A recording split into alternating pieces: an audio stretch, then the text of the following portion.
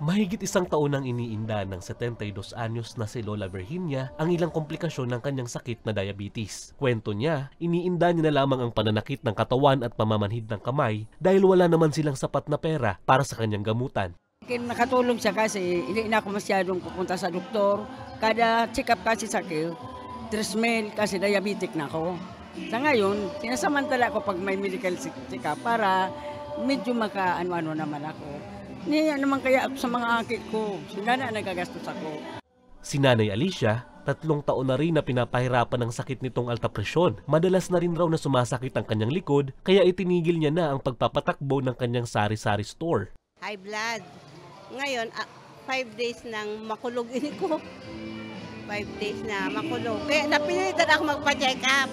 Kasi yung maintenance ko naman, igwapa. Para inilang sumakulog sa ko yung balakang.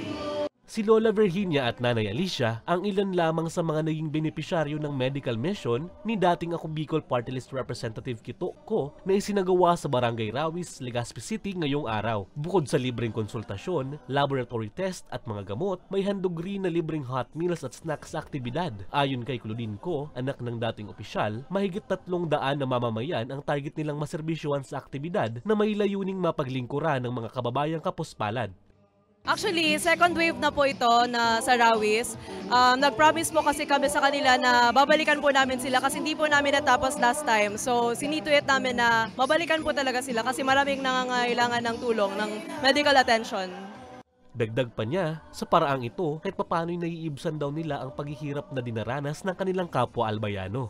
Ay, for sure po, mas dadami po ang kasi layunin po ng papa ko po, si Christopher Kitoko, layunin niya po malapit po itong medical mission sa mga nanay, tatay, sa mga lolo't lola na may mga sakit na hindi na po makapunta ng hospital. So, important po na mabigyan sila ng tulong, libreng gamot, libreng check-up, or kung kailangan po ng laboratory, pwede po natin sila ipadala sa hospital, sa Tanchuling po.